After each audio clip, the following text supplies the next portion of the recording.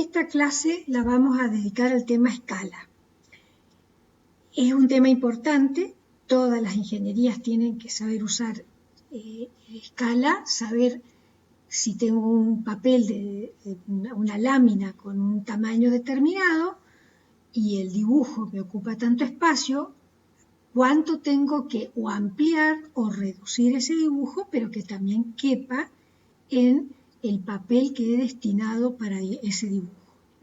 Entonces hay una relación entre la escala seleccionada y el tamaño de la lámina.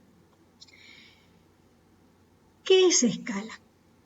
Bueno, hay por supuesto una definición de la norma IRAM que les he puesto ahí, pero en definitiva es una relación numérica, una relación entre la dimensión del objeto real, sea este una caja, sea un mueble, sea una construcción, y el tamaño del dibujo. El dibujo puede ser mucho más pequeño si el objeto real es muy grande y no entra en la hoja, o el dibujo puede ser más grande que el objeto si estoy representando un objeto muy pequeño. Por ejemplo, el sistema del mecanismo que tiene un reloj, que entonces son piezas muy pequeñas. Y entonces para agrandarlas y ver mejor, puedo ocupar una escala de ampliación. Seguimos entonces en la próxima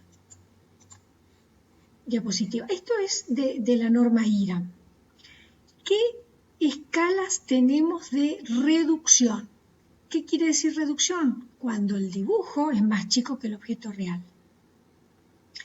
Fíjense que arriba dice construcciones civiles o construcciones mecánicas. No son idénticas las escalas de reducción para un tipo de dibujo y para otro. ¿Cuándo voy a usar una escala de poca reducción? 1 en 2 es que el dibujo es la mitad de tamaño respecto al tamaño que tiene el objeto real. Y cuando, por ejemplo, tengo que representar el marco de una carpintería, que son elementos bastante pequeños, si hago un cortecito de la carpintería, de ese marco, y perfectamente solamente puedo hacer una reducción a la mitad. ¿Cuándo hago una reducción? De 1 en 1000, y generalmente son para obras civiles grandes, un dique, un camino, un puente. Las escalas más usadas en construcciones civiles, 1 en 50 y 1 en 100. Esas son escalas de proyecto. Estas otras escalas, 1 en 2, 1 en 5, 1 en 10 y 1 en 20, son muy usadas para detalles constructivos o de carpintería, como recién explicaba. Y estas escalas de gran reducción para obras civiles muy grandes. Estas escalas de ampliación es muy raro que se utilicen en construcciones. No habría papel, a menos que tenga que representar una pieza muy pequeña de un sistema para soporte, por ejemplo, de una viga, y donde hay piezas pequeñísimas, tornillos, elementos, insertos, que puedo usar hasta una escala de ampliación. Pero en construcciones, las escalas de ampliación, imagínense, por chiquita que sea la construcción, no habría papel posible para representar en ampliación una construcción.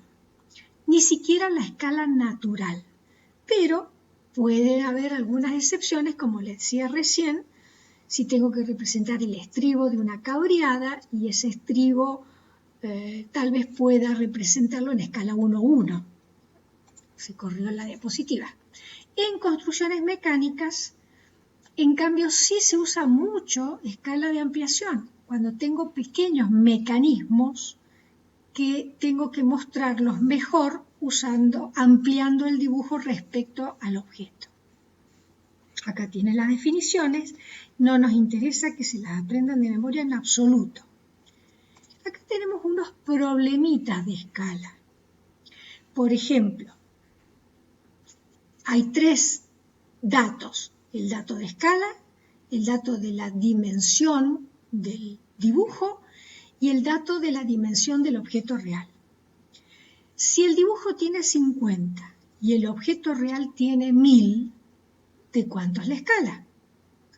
Acá es el único que hemos puesto el resultado, pero podemos sacar una cuenta muy fácil. El dibujo 50, el objeto real 1000, le puedo tachar estos ceros y la relación es 5, 100. ¿Qué quiere decir? Que el dibujo es 20 veces más pequeño que el objeto real. Entonces acá tenemos la escala, esta es una escala de reducción. Cuando el numerador es 1 y el denominador es mayor, estamos hablando de una escala de reducción. Cuando en cambio el numerador tiene un número mayor a 1, por ejemplo, vamos a volver a la diapositiva anterior, ahí lo tienen, 2 en 1, estamos hablando de escalas de ampliación, 2 en 1, 5 en 1, 10 en 1, son escalas de ampliación porque el numerador es mayor a 1. Volvemos a los problemitas.